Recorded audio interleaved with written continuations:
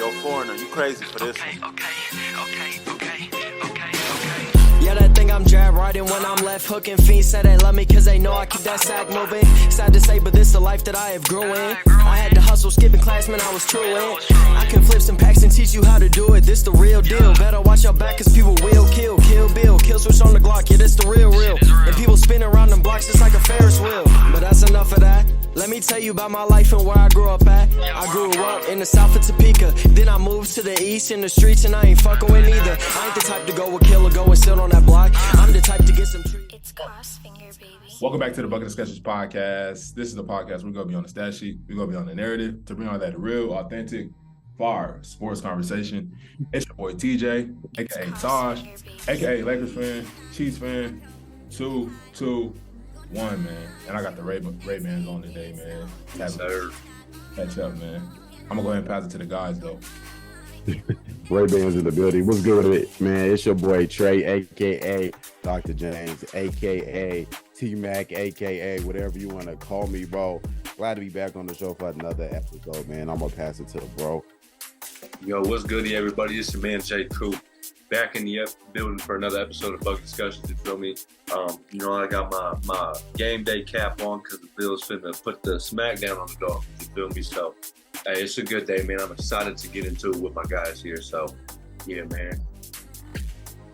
For sure, man. Really quick to get into church announcements.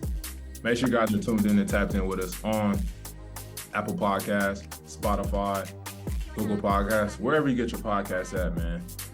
I'm the type of person, I like to listen to podcasts while I'm at work, while I'm working out, while I'm walking to and from, driving to and from, man. I'm a big podcast guy. And I hope you guys are too. If you're not watching this on YouTube, like I said, tap in with us, man. Lock in with us.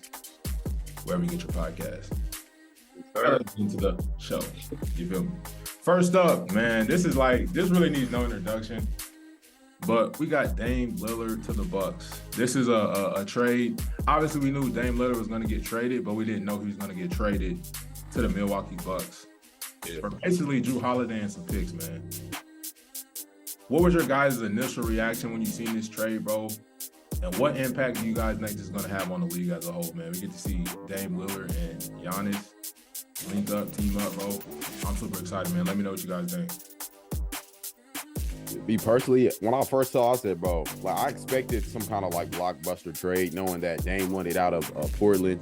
I just didn't know it was going to come like this, or even to like a team like Milwaukee. You know, they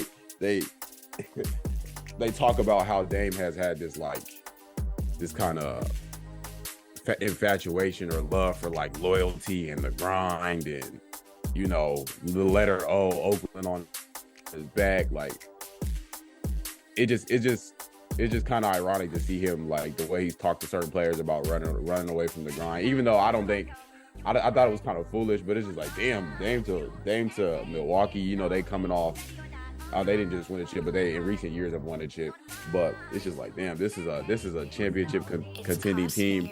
Possibly could be a super team, depending on how they fit together. But this is a pretty solid pickup for, I say solid, but that's an understatement for Milwaukee Bucks, man. They didn't give away a whole lot. They didn't lose a whole lot. I mean, of course, you got other players involved in that three-way trade. But me personally, I think I'm excited to see what Dame and Giannis can cook up, bro. I think that's going to be quite the 1-2 punch for the league, bro. And as for the league, bro, that's going to be problems for everybody, bro. They got to figure out how to deal with Giannis. Like Giannis, you know, when it's just Giannis, she's like, okay, this is what we're going to do. We know how we're going to run our offense. We're going to pack the paint. We're going to make sure he ain't out here. But, hey, Dame kind of opens that up. He kind of stretches the defense to where, like, we can't just pack the paint. We can't sit here all day. Because we know Dame, how he pull it from 40, 50, 50, 60 feet, wherever he want to pull from, bro. He can get to the rim. He can dunk on you. Like, Dame is just that kind of Swiss Army knife type of player where he can get to where he needs to get to. And I think this kind of the Easter. I don't want to say I'm not gonna make any broad statements, but I think this is gonna be. We just got to see how they fit. That's all I'm gonna say. We just got to see how they fit. Hey, it's gonna be the wicked in the East, bro. That's what I'm trying to say. Not for sure, bro.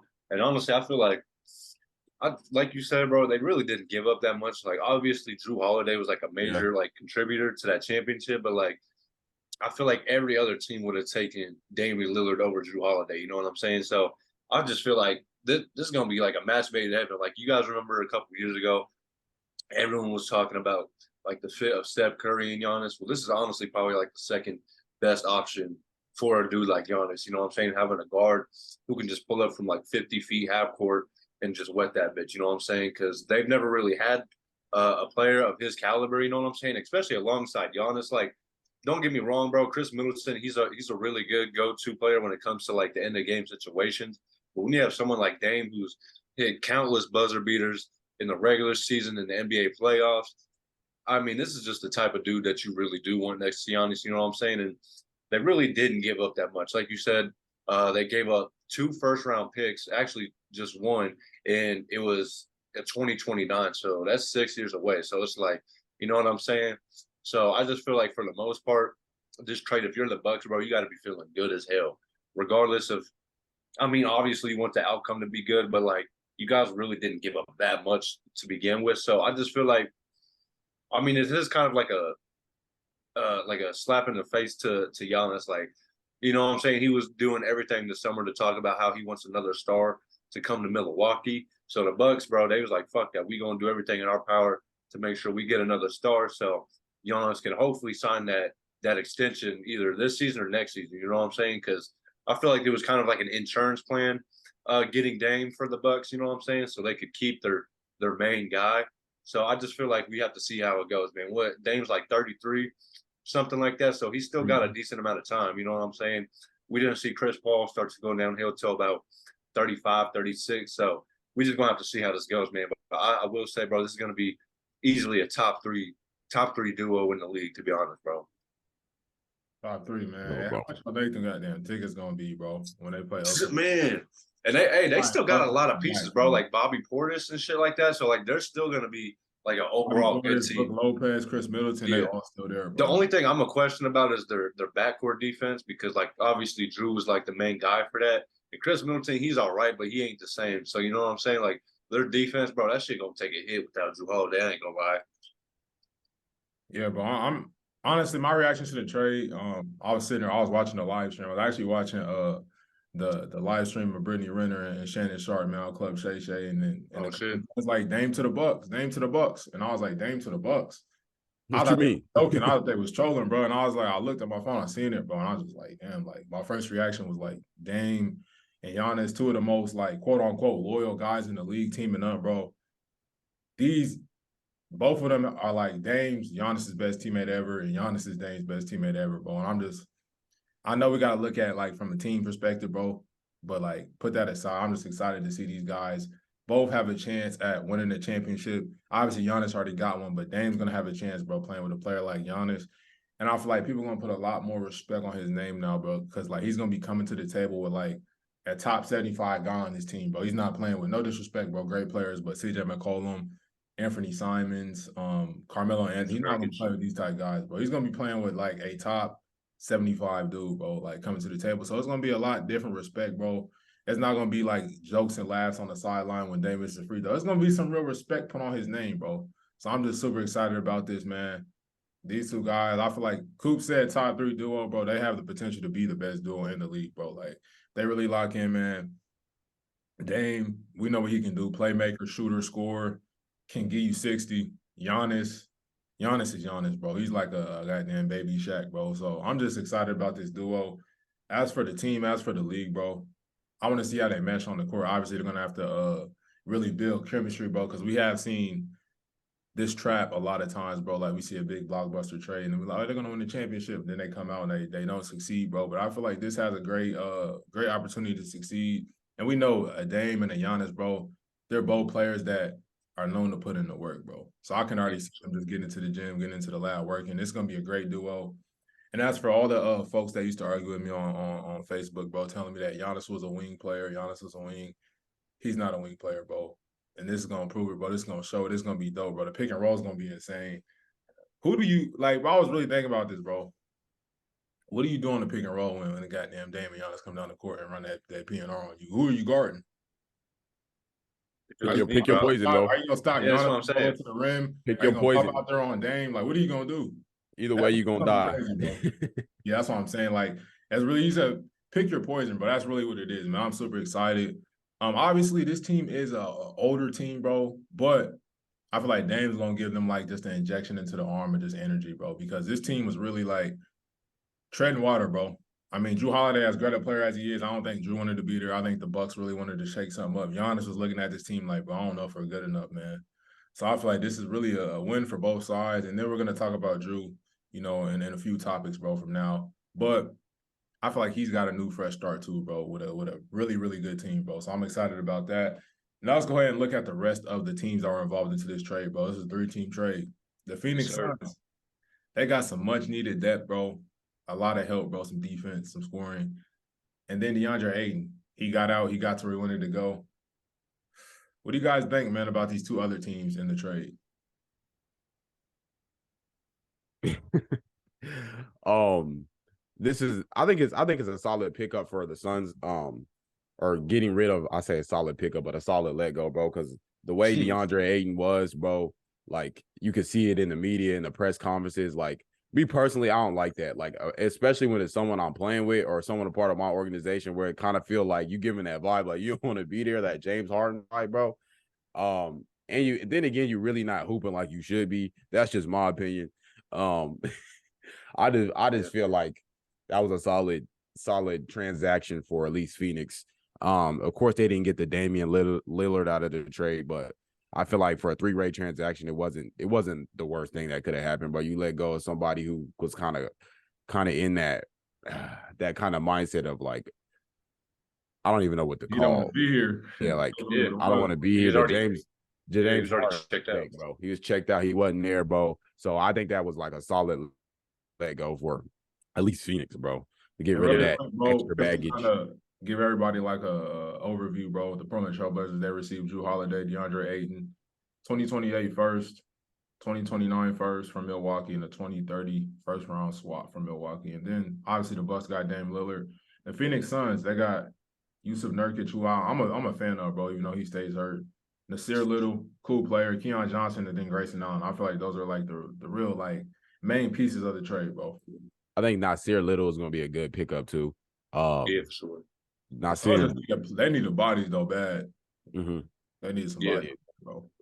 I think that was a good transaction, especially to pick up those two pieces, Nasir and Nurkic, whatever you say his name, however you say his name. But, yeah. But I think that was a solid pickup, especially when you're getting rid of a big guy like DeAndre Ayton, even though he wasn't doing his best on the interior, bro. I just feel like that's a solid transaction for them. For sure. Yeah, honestly, bro, I will say for the Phoenix side of things, like you said, bro, a good like little outlet for DeAndre Ayton. We're just getting some extra depth back. But I will say, bro, like I do like Yusuf Nurkic and some of the depth they got back, but like that motherfucker stay hurt. Like that motherfucker hasn't been healthy for a playoff series since like 2018. You feel me? And then Grayson Allen, bro, I like Grayson Allen, but that motherfucker got played out of like the playoff series last year against the Heat. So it's like, I don't know, bro. I feel like a lot of people seem to be overrating the Suns' depth, especially that dude I had on here not too long ago, Devontae, bro. That motherfucker going crazy, bro. Man. He funny as hell, but for him to say like the Suns are the most talented team in the league is just crazy. I'm not gonna lie, because we got teams like the Bucks now. You obviously got that's what I'm saying. Like I'd almost even take the Lakers overall as a team than the fucking Suns, to be honest with you. But Nasir Little, I will say that's a really good pickup. You know what I'm saying? Some very high potential. But as for all the other teams, bro, I feel like everyone got what they wanted. You know what I'm saying? The Suns, they got a little bit of depth. Portland, they got some picks. They got Drew Holiday and a youngish prospect in DeAndre Ayton. And then the Bucks got Damian Lillard. You know what I'm saying? So, yeah, I feel like they all left with what they wanted. Yeah, man. Everybody's happy. Everybody got what they wanted, bro. Because somebody, bro, in the comments, somebody, man, explain to me how a three-team trade works, bro. Ever since I was a kid watching Sports Center, bro, looking at these trades, I never understood how does a three-team trade work. Honestly, bro, I just think three GMs have to come to an agreement. I really think that's it. That's crazy though, bro. Like it's crazy to think about, bro. It's a lot going on, a lot of people, a lot of moving parts, bro. But that's beside the point, bro. I feel like this trade was obviously the Dame got to the Bucks, bro. I'm just happy that he got traded, bro. I was tired of that Portland Trailblazers story, bro. It's really getting old, bro. They drafted Every his year. replacement, bro. They drafted Scoot Henderson. Him and Dame were not gonna be able to play together, bro. They're damn near the same. They're not the same player, bro, but they play the same position, bro. Obviously, they could have coexisted, but I just feel like it was time to move on. Dame's 33. Really needed to waste no more time in his career in Portland losing, bro. Getting held out 15 games left into the season, bro, because they're not winning, because they're losing, bro. We get to see Scoot Henderson, Anthony Simons, and then DeAndre Ayton.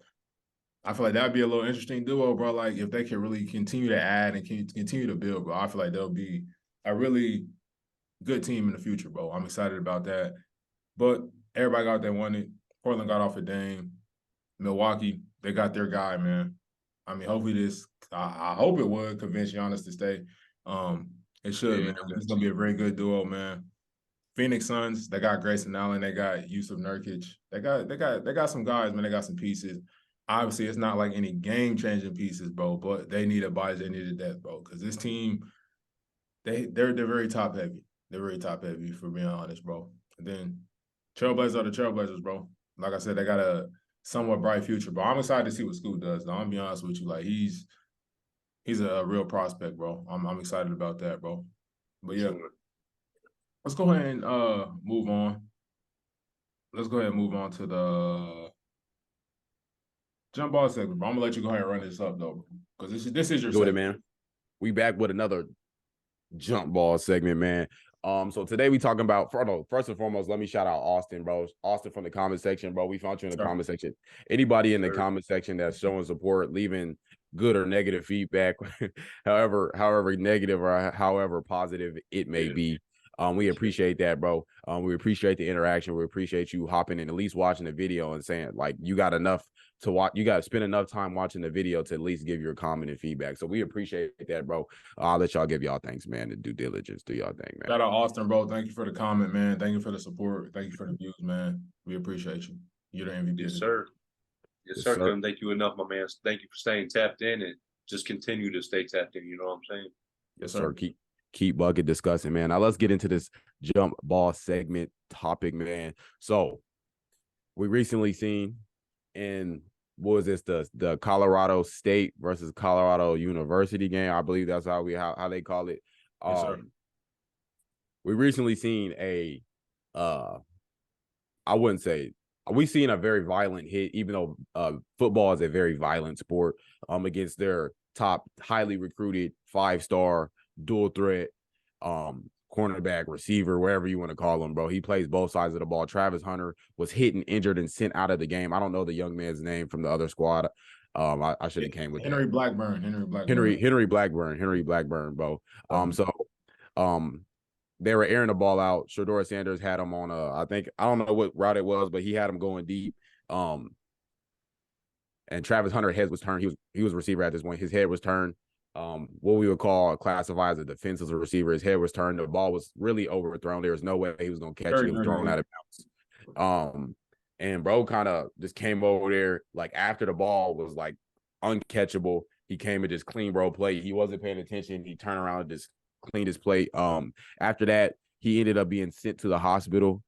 And he'll be out for what? 3 weeks, 3 or 4 weeks. Bro, I think what was it, like a liver contusion or something like that? Yeah, Jesus, he got hit hard. Yeah, something crazy. He got hit hard. However, Travis Henry, a very very mature young fellow, man. And I gotta give credit to Henry Blackburn too as well, man. He came back and they kind of had like some dialogue, bro, some straightening. Just to he checked up on bro, make sure bro was straight. I think for Travis Henry's perspective, bro, what do y'all think? Like, have y'all ever been in any sports situations where it's like, damn, someone did maybe a dirty play, maybe y'all playing pickup and somebody shoved you, or did not to the degree of Travis Henry, but what do y'all think? Have y'all been able to forgive a player like that, or have y'all ever had any on court or any sport beefs with another player where it's just like, bro, it's tough to do something to where you can forget that player, bro, in the heat of the moment, bro? Really doesn't, like, obviously my goddamn hoop career ended in high school, so I really don't have no like big time stories or nothing like that, bro. But just like playing pickup and stuff like that, obviously we all have those guys or just have people in general who we're super competitive with. Even me and Coop, bro, we get competitive as hell when we hoop, bro. And it's like, it's obviously all love at the end of the day. And obviously we know each other. I don't think Travis Hunter and Henry Blackburn really knew each other before the game. But as we seen on the field, bro, it was hella competitive. It was hella like trash talking going on. Folks was ready to damn near fight, bro, before the game even started, bro. It was very, very heated, bro. Coaches was going at it, bro. It was crazy. I feel like them two coming together, bro, really represented like, damn, we're more alike than we are different. You feel me? And not to get super like deep or nothing like that, bro. But like when you playing sports, bro, like it's really competitive, and I doubt anybody really necessarily hates each other. There might be some folks that hate each other, bro, but it's not hate. You feel me? Even though that I think we all could agree it was dirty. And to see like Henry Blackburn was getting death threats, people were mad, people were angry. Obviously, you knocked out one of the best players in the country, bro. Football players in the country, bro. Future #1, top 5 pick, top 10 pick, bro. He's a really good player, bro. Henry Blackburn, for him to be, he's probably not gonna go to the NFL if we're being honest. He's playing in college. And for Travis Hunter, I don't know how this happened, how this came together, bro. But when I was on TikTok and I scrolled down, I seen this, I was like, damn. Bro knocks you out for 3 weeks, bro, and you still can't play, even though this game right here, I think Travis Hunter could have been a difference maker in a 48-41 game against USC, against Pat Mahomes Jr., man. Shout out to him. Probably going to win the Heisman, but for you to not be able to play, bro, and still reach out and be on some like, bro, let's link up, let's chop it type situation. Now, most of us, bro, we're really like, I think everybody on here is really like logical dudes, logical guys, but we're not really out here. We're not on no like, oh, yeah, I want to fight you on dudes. I want to do that, bro. We chilling, but like in the spirit of a competition, bro, it could get like that. Not on no like super crazy stuff, bro, but you get real competitive, real heated, and just be on some like, all right, like, we locked in, we playing. Obviously, growing up, bro, you know how competitive we was, bro. Like, we out in the driveway, we fighting, we pushing, bro, all that stuff. We talking crazy, bro. Like, it could easily turn into, that. It could turn into, I don't like that guy. But at the end of the day, bro, you could really see, like, damn, bro, we more alike. Like, even when me and Coop play, we get competitive, but it's like, bro, we both trying to win. We both, like, we wired the same way, in a similar way, bro. So it's like, it's not beef. It's all love at the end of the day, bro. But, yeah. Like I said, bro, I don't really have a situation in general, bro, but I just feel like it represents like a deeper thing, bro, as far as forgiveness. To be able to forgive somebody, because I don't know, I'll be honest with you, bro. If that was me, I'd probably feel some type of way for a minute, bro, especially like in the process of me missing 3 games because you knocked me out, bro, over a dirty hit. If it happened, like, in the game, bro, and it was just like an incidental hit, cool, or you just doing your job, bro, but you went out your way to hurt me, bro, I'd really feel a way about that. But I wish, like, we could really hear from Travis Hunter, though, bro. Like, how does your mind work for you to be able to forgive somebody that quickly, or to even like, because even I seen after the game, he was like, "That's football." Like, he wasn't crying about it. He wasn't like, "Oh yeah, I want to get back at it, bro." He was like, "That's football." Yeah, he's a very high spirited individual, bro. Yeah, bro. Especially for you to be that good. He's very high spirited, bro. Like, yeah, most players that good are very arrogant, bro, very cocky. But bro, he's a real like down to earth, stand up individual, bro. Like, I really respect about him. Yeah, for sure, bro. He's better than me, because I definitely would have been heated myself. I ain't gonna lie, bro. Because like you said, bro, if something accidental happens, like say 2 people are going up for like a jump ball or something, and like someone lands on someone's ankle in basketball, bro, obviously that's like an accidental thing you can't control. But like you said, if you're like intentionally going out of your way to do something to harm me, obviously I am gonna feel some type of, So it's just like, that's what I'm saying. He's better than a lot of people, because a lot of people definitely would not have just forgave him that quick. But you know what I'm saying? When you're in a spotlight like that, where everyone's talking about you, it's probably like he's probably thinking about it. He's probably got to make like a decent impression and shit. So honestly, I feel like he definitely made the right choice and just did the right thing. You know what I'm saying? So that shit tragic though. I ain't gonna lie. That really could have fucked him up.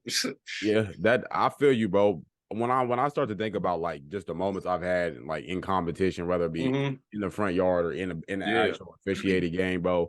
I just think about the positives and the negative of competition, bro. You think about like the positive, where it's like, okay, you got 2 players and they're kind of pushing each other to like their best version of themselves. Yeah. They bringing the best out of each other. And everybody's really competing in a fair, like, honest, genuine manner, bro, where it's not no ill intent. But there's a fine line with me, bro. I like my competition to be a lot of like, I like to push the line, bro, where it's kind of bears into that negative side where it's like, yes, I wanna when I cook you, I want you to know you suck. I want you to know you're not better than me. I want you to know I am what you think you are. I'm kind of pushing it to that negative realm to where it's like there's some ill intent there. And like you never want it to be to where it's like you want to win so bad it's at the expense of another person, or like the Travis Hunter situation where it's like, damn, I want to like, you never want it to be like, I want to take him out the game. You never want it to be like that. And that's why I feel like that's deep off into the negative side Some of folks get that bro. way though, bro. Yeah, bro. Grayson Like, Allen. if you really think about it, bro, like in sports, you want to win so bad, especially high level like D1 sports. It don't even got to be that. Some people they'll do anything to win.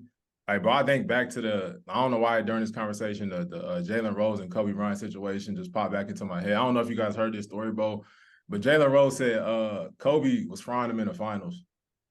He was cooking them. This when Jalen Rose was on the Pacers and Kobe was in, I think it was 0-1. Kobe was with the Lakers. You know, they was going crazy. They was cooking everybody. And Jalen Rose said, damn, like, I really tried to, like, injure Kobe because he was, like, busting my ass so bad. Like, I was like, damn, I got to do something. So he said he slid his foot underneath while he was shooting a jumper, kind of that, like, Kawhi situation, Kawhi and Zaza. And he said, bro, he tried to get bro to twist his ankle. So he's like, he's thinking back on, he's like, this probably is, like, karma for me doing that, which is why Kobe dropped 81 on me and I was on the floor while that shit happened. I'm just like, stuff like that, bro, makes you think, like, you want to win so bad, bro, that you'll hurt somebody. And, like, some folks is that competitive, bro. Honestly, I couldn't say I was like, I ain't gonna lie, bro. I have a very large ego, bro. But I don't know if I really would want to hurt somebody to win. But I would do what I had to do to win the game, bro. Because that's how I feel about it, man. Especially like, bro, if it was something high level, like it could even just be like a friendly 1v1 game, a friendly 2v2. But I'm just a person that doesn't like to lose. And obviously, I feel like we're all like that. You just don't like to lose, bro. And it could just be about bragging rights simply, bro. And you just like, I'm not losing. Especially like, for instance, bro, I'm hooping down here and somebody like, they come onto the court like, my five gonna beat your five, bro. What? That turned me up, bro. Like, all right, bet we really gonna hoop now. And I'll do whatever I gotta do to win that game. You feel me? I don't even have to know. Yeah, bro. I think that mindset coming like from me personally, bro. I think that stems from like childhood, bro. Like that kind of adolescent notion where like if you lose, you're bad. If you win, you're good. Like this stem from like a long way for me, bro. Yeah. Yeah, bro. And I think when you that's kind of a negative side of competition, even though like for me, like it's kind of like a superiority, kind of sort of like, when I beat you, like for me, like it's like a psyche thing, like, all right, I got you, and I see you're struggling, I see you can't beat me, like that's when I'm really on you, like I'm talking crazy, this, that, and the third. And me, I've always been a very highly competitive person, bro. Even in class, bro, there was a situation in class, bro. This is not even sports, this is class, bro. We're playing Jeopardy in class, bro, and like Shorty was talking crazy, like my team finna beat your team, and me personally, that's where it all started. It's like, all right, now it's got to be up like that. So it got to a point where like my team ended up winning, bro, and I'm talking crazy, and I can kind of see like the tears in her eyes went, like her eyes kind of watered up, and I'm like, I'm talking crazy work, and the teacher's like, no, it's okay, I'll give everybody points. And I said, nah, hell no, don't give nobody no points except the winning team. The losers don't get no points. And I'm in there talking wicked, and I'm just like, damn, bro, like this competition, it's just like, damn, bro, that stems from a long lineage for me back to the 26-16 playing on the pavement in the driveway, bro. That stems from like the Wii, a bunch of different other stuff, bro. Like the Dougie competition, playing like the game, bro. Like I remember playing against my dad growing up, bro, and it's like, bro was not letting us win, bro, when he was younger. He was PS2, no games, bro. Nah, you're not winning that. Madden, bro, I'm getting beat 81-10, bro. And it's like you in there crying, you like, damn, but it really, like me and bro, we make this joke all the time, but like life ain't fair, bro. And I feel like that it does represent like preparation, bro, for when you get older in life, bro. Cause shit not gonna go your way, bro. You're gonna have to compete, bro. Whether it's for you trying to get that girl, bro, you trying to get that job, you trying to get whatever, bro. You're gonna have to compete, bro. You're gonna have to be the best version of yourself in order to do that. Whatever you gotta do, bro, you gotta lock in. whether you want to call it Mamba mentality, bro, the mindset, whatever it is, bro, you're gonna have to compete, bro, because ain't shit gonna get handed to you. Shit's not fair, bro. It's not gonna go your way, bro. You gotta compete. You feel me? And like that's how I feel about younger kids, bro. We could be outside playing in the yard. I got a lot of younger cousins, bro. And like I even think about in the future when I have kids, bro. I'm gonna have to show them, bro. Shit not fair. You feel me? And ain't nobody gonna give you nothing, bro. Ain't nobody gonna let you win. And you gotta lock it, bro. You just gotta be the best version of yourself, bro, in order to achieve that task, whatever it may be. You feel me? You gotta show them young. Life ain't fair. Shit ain't free out here. Yeah, bro. I think it gets like that, bro. But I do give a lot of credit to them two guys, man, for getting together, chopping it up, bro, and finding some common ground, bro, finding the middle ground between each other, bro. We both competitors. We both collegiate football players at the end of the day, bro. And we really don't want to see, even though stuff happens in the heat of the moment, bro, we really don't want to see another player like especially lose opportunity. Too, bro. Where bro was getting death threats after the game or whatever, for him to like step up, like it's not that deep. I feel like that also helps out with like, hey, bro, chill out, bro. Like, stop threatening this man. Stop, whatever the case. If we can be cool, and he did this to me, y'all can be cool too, bro. So I think that's a big piece of it, bro. Just finding the common ground and understanding what sports is. It's just a competition at the end of the day, bro. It's nothing more of what he said. It's just football, bro. That's just the way the game goes, bro. Yeah. So that y'all got any more to add to that, bro? Yeah, bro. I do want to throw something out there, bro. Let's we focus on like the competitive part about that, bro. But let's talk about the forgiveness piece to it, bro. Because like me and Pops, we was talking about this over text, and I was like, damn, like for me, bro, it don't even got to be sports, bro, but just in general, when I feel like I've been wronged, it sticks in my craw, but it sits with me for a minute, bro. And it's like, damn, I have moments where I'm like, okay, cool. I can be a very chill, like forgiving guy, bro, and just like on some like, I think I'm a really, really easy person to get along with, bro. But there's that other part of me too that's like, damn, I don't want it to come out too much. Like when I feel like somebody's done something to me, bro, I feel like I'll go to the ends of this earth to get my get back. And that's not a good thing, bro. Like it could be on some like, you could have did something to me 10 years ago, bro. I'll still be thinking about it from time to time. Like, damn, bro, that shit crazy. So like, how do y'all feel about forgiveness, bro? Why do you guys feel like it's important, and how does it work for you guys as far as like when you feel like you've been wronged? Me personally, bro, I'm gonna keep it short and sweet, bro. That's a very challenging thing for me, bro, because I ain't gonna lie, I hold grudges. Like what Dirk said, we into it till you die. That's kind of where I be at, bro. And I feel like that's not a good mindset. And I think I'm even evolving from that, bro. Just kind of seeing things for what it is, and understanding like to hold on to something like that. It can be small stuff. Once I feel away, it's just like, dang, bro. I feel like there got to be some maturity in that, and just to see like a little self-evaluation. Like, man, bro, is it that serious? Like, did it do that much to you to where you feel so strongly about the situation or about that person, bro? And I think for me, it's kind of evolving, even though it is still there, but it's just like, nah, bro, I can't rock with you after that, bro. And I'm one of those guys that can't fake it, bro. I'm not gonna sit around you and be cool with you. I'm not one of them, bro. If I have an issue with you, bro, I'm like, bro, I'm cool. Like, you want to go kick it with him? Nah, bro, we can't even. I personally can't do that. I know guys that can, but me, I'm not that guy. I'm keeping the cordial is not a thing with me. If I don't like you, bro, you're gonna know that. And if you don't know that, it's because you never see me, because I'm really not rocking with you, bro. So that's just what it is, bro. Straight up, bro. No, deadass, man. I will say, like, I'm really not like the most forgiveful person. Like Trey said, I kind of hold grudges too, but at the same time, like, I learned to, forgive, but just not forget. Like you said, bro, if there's someone I'm not really cool with, and like we out in public, like it's not like I'm even dap you up, look at you, like we just go on about our days. Like, just don't even bother me. You know what I'm saying? But like, I'm also not the type to like be talking shit about you too if we not, you know what I'm saying? If we're not rocking like that. It's just like, it is what it is. Just live in your own world, not live in mine. You know what I'm saying? But I will say, bro, forgiveness is something I'm glad Tahj brought this up, because it is something like I feel like everyone needs a little bit more of in their life. Because like, bro, life's been crazy the past 3 years. You know what I'm saying? And I feel like everyone's obviously not perfect. So I feel like forgiveness is a very like, reasonable thing to think about. You know what I'm saying? Nowadays, just because, like I said, everyone's going through something. So it's like, fuck. You know what I'm saying? So, but also it depends on what it is. I ain't trying to get too deep into it, but it depends on what it is. You know what I'm saying? If someone slaps your grandmother across the face, then that's different. You know what I'm saying? You better beat their fucking ass, and you better never forgive them. But like, if someone forgot to pay you $20 that they owed you, you know what I'm saying? I ain't gonna really trip about it. You know what I'm saying? Just give me my money, we'll be all right. You know what I'm saying? But no, I'm playing. But no, real shit.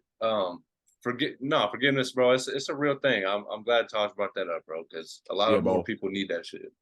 And I No, add this, bro, like, especially thinking on the topic of forgiveness, bro, just thinking like everybody has their own lives, bro. And I don't know. I think it was Brent Fayez, bro. He talked about like his group he was in called Sonder, bro, and kind of when it meant he was just like, it's just a realization that like each person that's passing by, each person has a life as vivid and as complex as your own. So you got to think of it as like everybody's dealing with something, everybody has something going on. Like you may think like, damn, this happened to me. That might be happening to the next person too, bro. 10 times worse too. They may have it 20 times worse than you have it right now, bro. So it's just that kind of like, I'm kind of at least working into my own psyche and my own thoughts just to be like, it's not that deep, bro. Like what Travis did, bro, it takes a lot of maturity. And I think, I wouldn't say like I'm immature, but I think there are some aspects where I feel like I'm working on that, bro. Yeah, it is. Real shit, man. Yeah, bro. I feel like it takes a lot of empathy, bro. And I feel like, I know it's easy for people to like, we're up here talking about it right now. It's easy to say, oh, we should do this, or everybody has their own lives, so we should, look out for people. But really, I challenge everybody that's listening to this. I challenge everybody on this platform right now, bro. Like, just try to exercise some empathy, bro, in your life, some forgiveness, something, bro. Like, just a small piece, bro. Just try to do that. Like, I'm not saying you change everything in one day. You can't do that, bro. But like, say you out the grocery store, somebody step on your shoe, bro. Just try to be cool about it, man. Just try to like exercise some type of empathy, because like you said, bro, it's real. People are going through stuff that you don't even know about, bro. Everybody has crazy lives. No matter if you think you're doing more, or you're doing less than them, bro. Everybody has stuff that they're going through, bro. Different levels of stress. But to get back to the forgiveness piece, bro, my dad, he really like broke this down in perspective for me, bro, because like, I'm not gonna lie, as I'm getting older, bro, I start to see how other people do things and handle certain situations. I'm just like, damn. It seems like everybody out here moving with like a lack of care, bro. So why would I care about some shit that nobody else care about? And it's easy, and I understand, bro. Like, when I first started working or first started being around a lot of adults, bro, I understood, like, I didn't understand the level of like jadedness that they had towards the world. And I always looked at them, I never want to be that old ass adult that's just mad about everything, or that's hating on everybody. That's just mad, bro, because their life ain't panning out, or they didn't do what they wanted to do, bro. But like, I could see small pieces of me like turning into that person. I'm like, I don't want to be that, bro. I don't want to be that angry old head, or like, oh, just that negative ass person, bro. But I don't know why, bro. Growing up, I've always been an optimistic person, bro. No matter how bad a situation could be, I always try to find a silver lining in it, bro. And I know a lot of people say that's annoying, bro. But that's just the type of person I am, bro. I'm not a sit around and be sad ass person, sit around and be mad ass person, no matter what's going on, bro. I'm always gonna find the humor in something, bro. Try to make a joke, try to just like enjoy life, bro. Because you only get one at the end of the day, bro. Like, that's just the type of person I am. But like, my dad was telling me, like, you just have love inside you, bro. Like, no matter what nobody does to you, what nobody says to you, bro. Not to say you have to forget what they've done to you, but like, just be the bigger person, bro. You don't even have to be around them, bro. Just distance yourself, but like, don't be, because bro, I'm not gonna lie to you, bro. These past several years, bro, as I'm getting older, bro, I've been in a lot of situations where I've chosen to be petty instead of being the bigger person, or being a forgiving individual, or being empathetic, bro. So that shit does not, promise you, it may make you feel better in the moment, bro, but I promise you it's not worth it at the end of the day, bro. Just like I said, just try to remember as you're moving through life, bro, that everybody has something going on, bro. Try to be that person, bro, that spreads love, bro, instead of hate. Just try to remember that. Real shit. Yeah, bro. I think the ultimate level for forgiveness, bro, is when you can bring good to a person who has brought you nothing but bad things, bro. And I think that's a towards. But me personally, right now, I'm still working towards it too, bro. It's a work in progress, bro. I'm not gonna hop on here and cap, bro. It's a work in progress, bro. Man, all of us are, man. Like I said, bro, it sticks in my craw, and like, bro, I'm just a man at the end of the day. A wise man once said, "I'm just a man," and bro, you only human after all, bro. And when you've been wrong, it's hard to really just be on some like, damn. Like I said, bro, the devil would be on my shoulder sometimes. I'm like, damn. So it's really just about moving through life like that, man. We appreciate you guys for tapping into this jump ball segment. Once again, shout out to our MVP, Austin. Shout out, buddy. I love. Thank you for the support. You're the MVP of episode 61. Yes, indeed. That jump ball segment. Bro, let them know how to become the next episode's MVP. To become the next episode's MVP, like, comment, share, tell a friend to tell a friend to tell a friend, man. Make sure you're interactive in our comments, bro. That's what we see most. That's what we appreciate, bro. You maybe reposting it on your story if you have time in between time in the meantime. Share it with a friend, repost it on your story, tell someone about it, even if it's your mom, your dad. Tell someone like, them boys on bucket discussions talk about something right now. Go tap in. We appreciate any feedback, man. So if you want to be the next episode's MVP, make sure you do all the above, man. Yes, sir. Real talk. All right, now we're gonna go ahead and move on to right before the show started, bro. Jrue Holiday his next team was announced, man. He got flipped from the Trailblazers to the Boston Celtics to the C's. Oh, this really, like, I don't want to say evens out the conference, bro, but I feel like this is a huge addition for the Boston Celtics, bro. They get a much needed playmaker. Obviously, Boston Celtics they've been straight on defense for the past few years, bro. But I feel like this is gonna be a real leader. Like, that's really what they need, bro. Like I said earlier, bro, goddamn Jason Tatum and Jaylen Brown, they're like hired guns to me, bro. They just need somebody to point them in the right direction. I feel like Jrue Holiday is gonna be that guy, bro. He's gonna be that leader. And obviously, with them losing to Marcus Smart was a good player, but he wasn't talented enough to really, like, lead the offense. You feel me? I feel like Jrue Holiday has enough to really lead that offense and get them going in the right direction, bro. So I'm super excited about this. And this really it's crazy, bro, because this makes Boston Celtics direct competitors with the Milwaukee Bucks, bro. Even though they already were, but just this addition makes it even that much more, bro. What do you guys think about Jrue Holiday going to the C's? Me personally, bro, I think it's a great pickup for them boys in Boston, man. I think it's a great opportunity for Jrue Holiday, to say the least, bro. I feel like he fell into some good hands. You know what I'm saying? All-State. Yeah, All-State, good hands, bro. Like, yeah, of course you come off like, damn, you playing with your boy in Milwaukee, bro. I understand, bro. That's your boy Giannis, the Greek freak.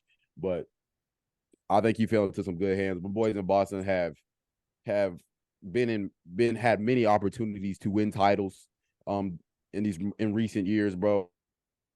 They're contenders. They just kind of need that. They need just to get over the hump, bro. That's all I'm gonna say. They just need to get over the hump, bro. And he might be that piece. You know what I'm saying? He might be that piece. He could be that piece. He has an opportunity to be that piece. So you can't ask for much more than just the opportunity to compete, bro. And I think this is a good pickup for Boston. I'm not gonna jump off the cliff, because there's a lot going on. There's a lot of teams that are making major moves. A lot of teams that are on the up and up. A lot of teams that are now that weren't contenders that are now contenders. So I think it's a great move, bro. My personal opinion, bro. A great pickup, great move for him, great opportunity. Yeah, real shit, bro. I mean, there's not much more to say about this move, just because he went from one, Eastern Conference contender to another. And I just feel like the Boston Celtics, bro, they've had like just a good ass offseason. You know what I'm saying? They got Kristaps Porzingis for not that much, and then you go out there and you also get Jrue Holiday. You know what I'm saying? Like, that's two things that they needed, was a big man that could stretch the floor, kind of like Al Horford, but a little bit younger and just a little bit more versatile, and then also just a guard who can come in, play make, create shots, and also play some defense, which Marcus Smart, he did do that to a certain extent, but like you said, he wasn't always the most reliable offensive player, and sometimes he didn't seem like that best of a leader just because they always seem to bump heads, you know what I'm saying, in the locker room. But, like, to me, I feel like that's also what makes a good leader, just being able to control your young guys.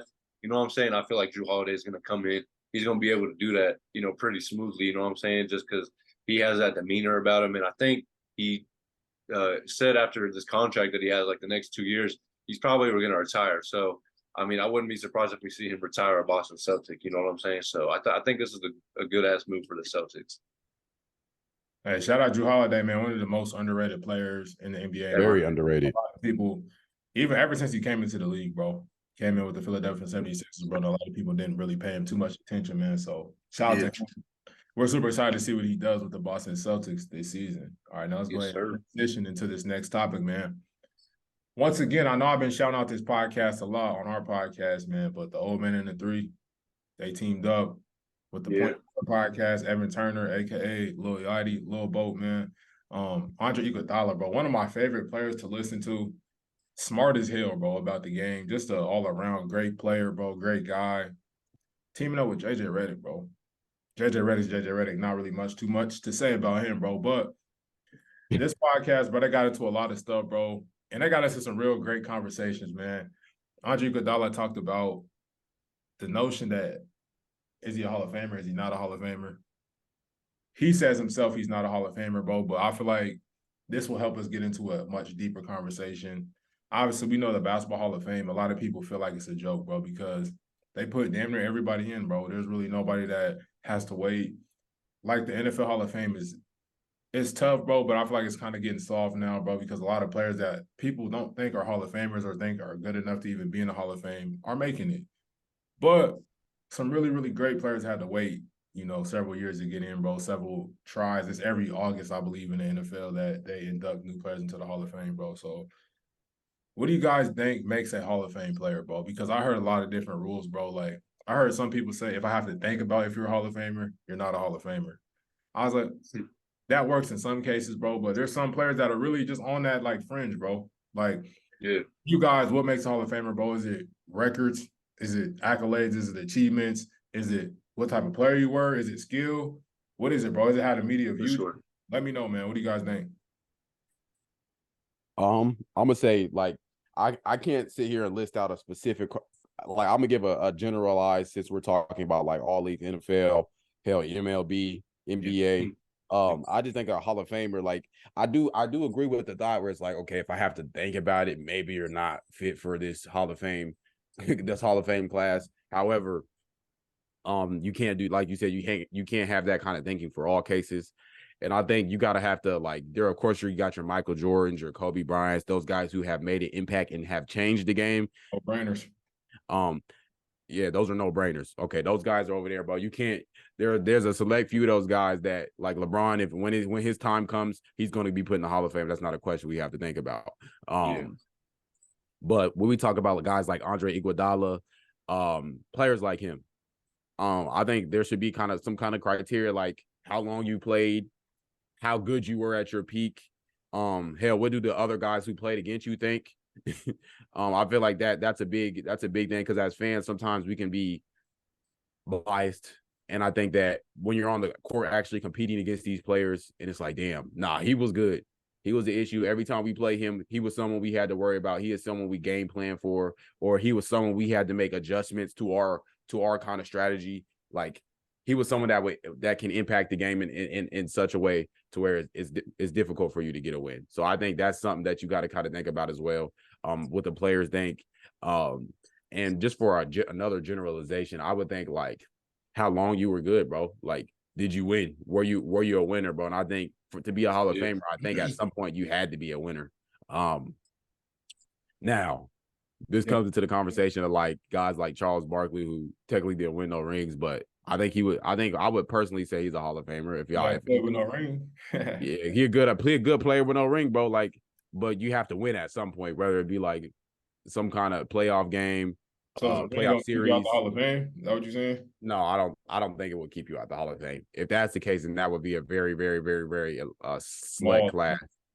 Yeah, bro. I don't think that's. I think skill level, of course, skill level is a thing that you have to use, man. And ultimately, at the end of the day, of course you got your own personal accolades, but what you contribute to your team, bro, I feel like is solid reason for Hall of Fame, and what you can ultimately contribute to the league, bro. Like, were you an issue? Were you someone people had to think about? Like, I think Andre Iguodala has a fair case. He can make his case to be a Hall of Famer. Yeah, for sure. I agree with that, bro. Just because, I mean, like you said, I feel like there's not one specific thing that goes into making you a Hall of Famer. I think it's just a multitude of different things. Like, I mean, is Robert Horry, is he a Hall of Famer? Do you guys know? Yeah, he's in.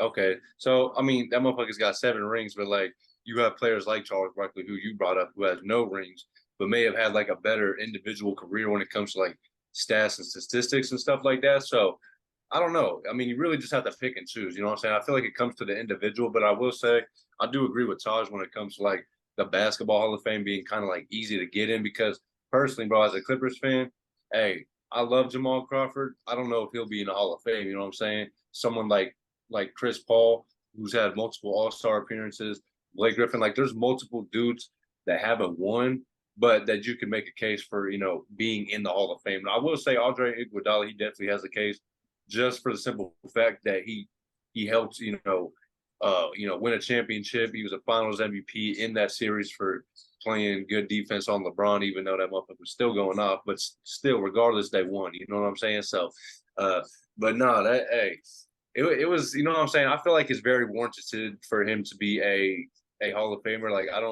I could definitely see someone making an argument for him not being one, but I could also see an argument for someone making, him a Hall of Famer. So it really just goes both ways, man. I just feel like it's a multitude of different things. Your brings, your talent, like you said, what you brought to the league, what you brought to your team, and also just how, your opponents and your colleagues, how they kind of, I don't want to say feared you, but how they thought of you. You know what I'm saying? If they respected you, you know what I'm saying? So, yeah, man.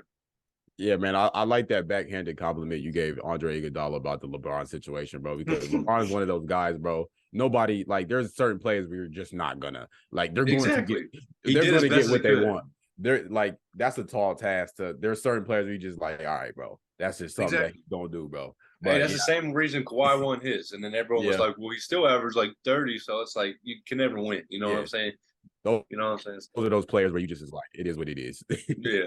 Exactly. Universe on the line, bro. On the line. You know who we want, coach. Shot. Who would you rather have taking it? This is a legendary clip. Don't do this. Hey, that could be a part of his case. That's why Max don't work there no more. Oh, God. That's why Max don't work there no more. That's all I'm playing. Hey, I rest my case. There's not even nothing else that he needs to talk about, bro. We're talking about the 2015 Golden State. I'm going to make his case for him, bro. The 2015 Golden State Warriors, bro, one of the best teams of all time, bro. That is. And he was one of those They said jump shooting teams will never win a championship, bro. They broke through, and guess who won that damn Finals MVP? That beam pointing at earth, bro. Who do you want? I rest my case, bro. There's really nothing else to talk about. Andre Iguodala is a legend, bro. He came into the league as a star, bro. He stayed in the league for so long, bro. He played in so many different roles, so many different forms, bro. Man. A player like that, I can appreciate, bro. But all jokes aside, bro, let me be serious, man, because I want you. I mean, that's a legendary clip, bro. But as good as Andre Iguodala was, bro, he's a really, really, really, really, really good player. And I emphasize really good, bro. But I think the NBA should make their own Hall of Fame, bro. Because I feel like the Basketball Hall of Fame is kind of powder for a puff, bro. Like, they're putting everybody in there. And it's also just like all basketball. They're putting in college, what you did in college, what you did in the Olympics, what you did in the NBA, professional, whatever. I looked at it, but they put in like people who played in just like tournaments. Coaches, like, all that different stuff. College, it doesn't matter what it is, bro. I feel like, honestly, I don't know why the NBA doesn't have their own Hall of Fame, bro. It's a little odd. I think they should. But then again, bro, it also comes down to the voters, because the voters kind of do have bias too. But I feel like you should have some type of credentials. Obviously, if they're like media members. Wait, don't you feel like top 75 is some sort of like Hall of Fame-esque? That's true. That's true. Like top 75 is kind of Hall of Famous. So they're just building it over the years. You know what I'm saying? But that only thing is, bro, that happens, like you said, over the years, and you only get represented every like 25 years. 25 years, bro. Even I do. What I'm saying, bro. That could be a Hall of Fame. That's a real tough. If we think about it, that's a real tough Hall of Fame consideration. Like, that's tougher damn near than the NFL. Every 45 years. Top 75 ever. Deadass, bro. Dame made it over Kyrie, so it's like, you know what I'm saying? That's crazy to think. And like, also, there's going to be people that get snubbed too, and the people going to be feeling away, man. But I mean, it is what it is. Things top happen. 75, bro. I didn't even think about that, bro. I'm glad you brought that point up, bro. But I like that. I feel like there's not one thing, like both you guys said, bro. There's not one thing that makes a player a Hall of Famer, but there are certain things that you have to have, bro. We're not gonna sit here and be like, oh yeah, all-star appearances, bro. Great guy, bro. Oh, he has 7 championships. He's in the Hall of Fame, bro. Because growing up, we all heard the dumb arguments, bro. Oh, he has this many rings, so he's better, bro. That doesn't mean nothing, bro. For one, I like this argument off of Gil's Arena, bro. Gil Arenas was talking about this, like, oh, would you rather be a role player or would you rather win a championship? Be a good-ass player with no ring. Obviously, bro, I would be a good-ass player with no ring, bro. I'll be real with you because, like, isn't that everybody's dream to be a superstar player in the NBA? If you're playing basketball or playing any sport, you want to be a great-ass player in the league, bro. So I'm taking the money right now, bro. So it's a good. You gonna be a superstar player, get all the money, bro, get all the love, get all the accolades, bro? Or are you gonna be just a cool ass player? You making a little bit of money? Hey, what Gilbert Arena say, bro? I ain't never seen nobody selling 300 million, bro. But I seen a bum ass player selling their ring because they needed money. That's real talk, bro. Like, Yeah, you have to be that level of player, bro. And I don't know if there's gonna be a certain criteria, bro. But for me personally, I feel like you have to be one of the best at your position in the league at some point in time, bro. You can't just be like, oh, he was okay. Like, no disrespect, but was Iggy ever considered like one of the best players in the league at any time of his career? I'm not even trying to be disrespectful. no, best player in the league, never. Was he? Yeah, I don't even think so. He wasn't even considered. Top. He wasn't even considered the best on his team, at least for the Warriors. So I feel like even before that, when he was with the Denver Nuggets, when he was with the Philadelphia 76ers, bro, like I feel like you have to take all that into account, bro. Obviously, there's certain guys, like you said, bro. If you say Tom Brady, Hall of Fame. You say Peyton Manning, Hall of Fame. You say LeBron James, Hall of Fame. You say Tiger Woods, Hall of Fame. Like, players of that caliber, they're Hall of Famers, bro. But there's some players that you're gonna have to think about, bro. Like, okay, Carmelo Anthony. People are gonna be like, oh, he didn't win a ring. But wait, hold on. Do you feel like that can't be like if you? I feel like if that was the criteria, bro, that would be like a very selective Hall of Fame. And I'm not mad at that. That's the point, though. It's the Hall of Fame. It, it's the greatest of the greatest, bro. That's what I'm saying. If it's the greatest of the greatest, then I do kind of like that criteria if you have to think about it. I kind of like that.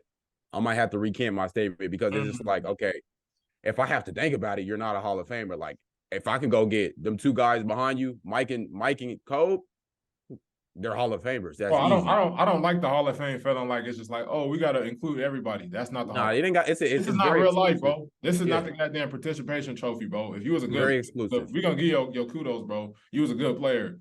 But like, people always had this conversation like, is Eli Manning a Hall of Famer? Fuck no, he's not a Hall of Famer, bro. Eli Manning was a good ass quarterback, bro. He's not Peyton Manning though. No disrespect, bro. No, sir. Good quarterback, but they're not the same caliber of players, bro. Like, if you really have to like think about it too hard, I feel like if you think about it too hard, he's not a Hall of Famer. Like, bro, Carmelo Anthony, y'all agree he's a Hall of Famer, right?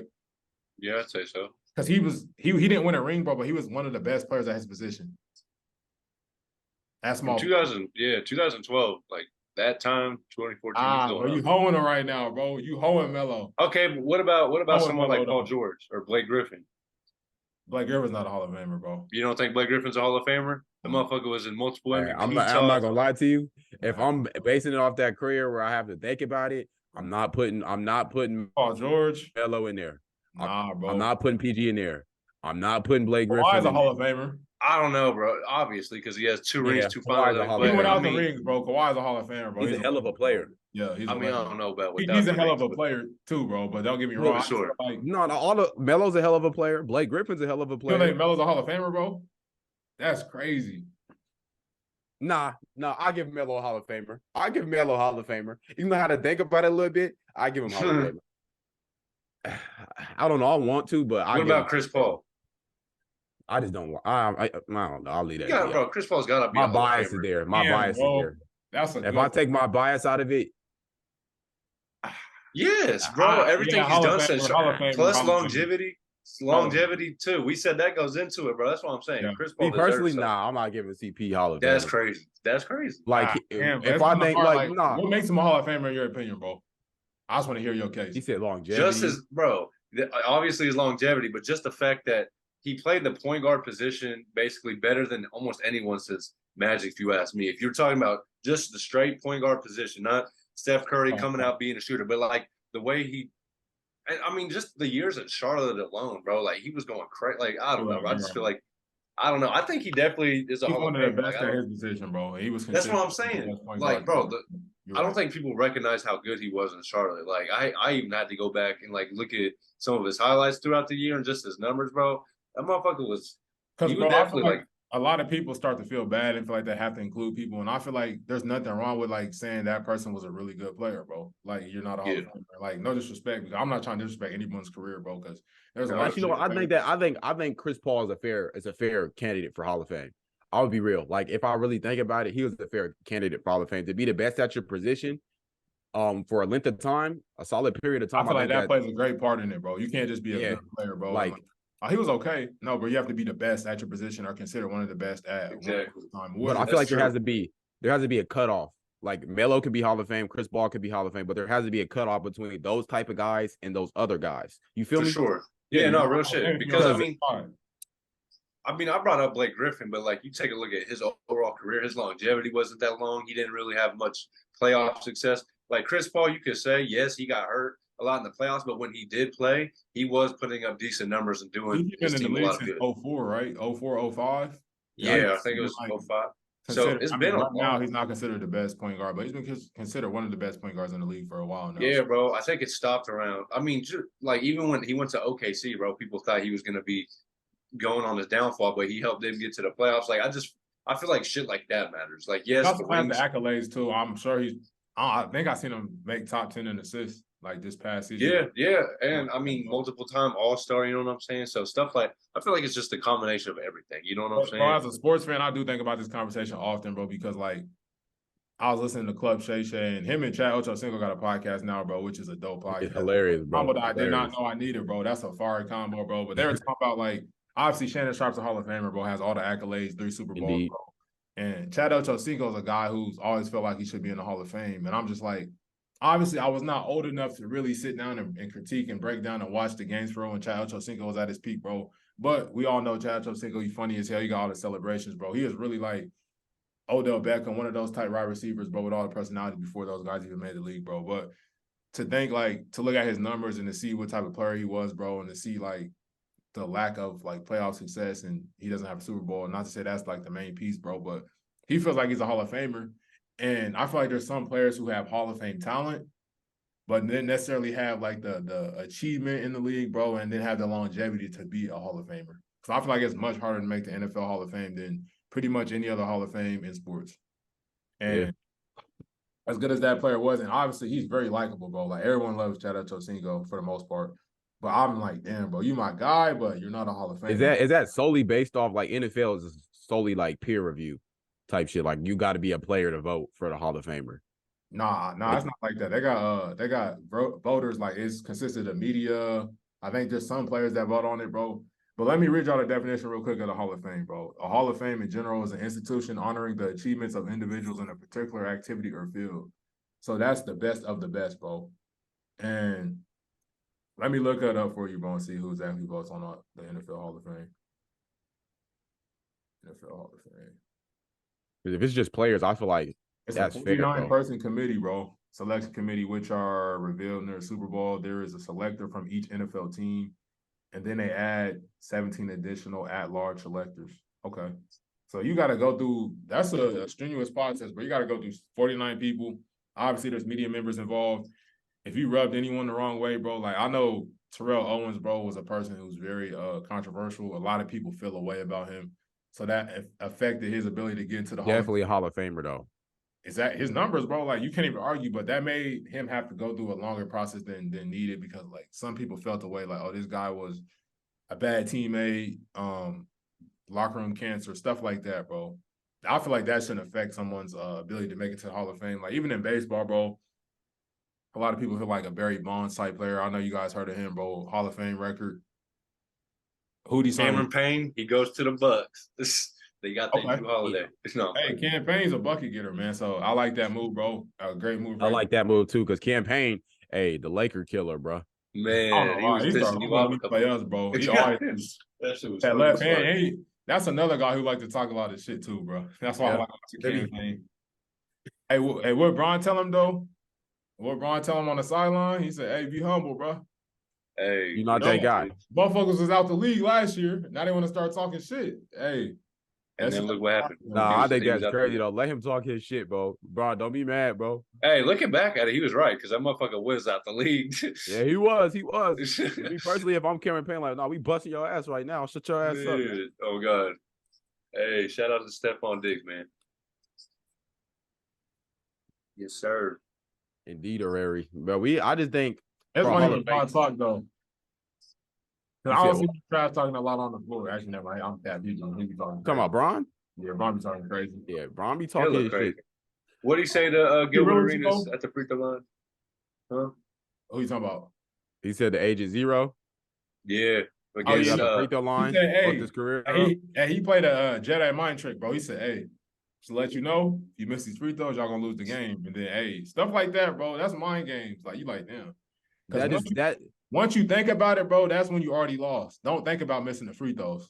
Just shoot them hoes. It just made pressure. It just made unnecessary pressure. Like, damn, damn, you're right. When he said that and walked away, it looked like he shit his pants. It looked like he just saw the eyes like this. Oh God, I'm like, damn, bro, is he good? And it's funny too, because Agent Zero is a real like mind games type of person, which is funny. Like to even know he battled with Kobe Bryant. Oh God, all the shit he talks on his podcast nowadays, crazy, you wouldn't even think that shit happened to him. Hey, you don't want to bring that up though. Gilbert Arenas is really like a walking controversy, bro. Like he was into it with hilarious. Hakeem Olajuwon, bro. How you get into it with Hakeem, bro? He's talking about, hey, y'all paying $50,000 to go to that bullshit camp, bro. He teach y'all how to travel. And I thought about it, bro. I watched the video. I said, he was traveling on that little dream shake. Bro, damn. Traveling like a was on there. I was like, damn. Hey, Dwight Howard was in that hell. Hey, I remember Dwight Howard had no post moves, bro. No disrespect. Hey, how come y'all ain't signed Dwight Howard though, bro? What's going on? Y'all need a good us? Yeah, y'all ain't signed man, I don't know. I don't know what we got going on. Me personally, I would have liked to see like, hey, we should have gotten that trade with them boys. Hey, we take Jokic Nurkic, whatever bro name, Nurkic, Yusuf Nurkic, whatever bro name is. We get him. Give us him, bro. We'll give y'all CP. Phoenix can have CP. Yeah, bro, you tweaking, bro. CP ain't that trash, bro. He old shit, bro. He ain't that trash. Hey, I'm not tweaking, bro. I'm calling it like I see it, bro. And the flash. But all right, let's go ahead and wrap up, man. Is Andre Iguodala a Hall of Famer? I'm gonna say no. Great player, but not a Hall of Famer. I'm gonna say yeah. In his role, I'll say that. Well, yeah, no, I'm gonna say yeah. I mean, fuck it, why not? Finals MVP, championship. He's a basketball Hall of Famer. Oh, NBA Hall of Famer. Oh. Okay, well that basketball Hall of Famer. Yes, indeed. Yeah, for sure.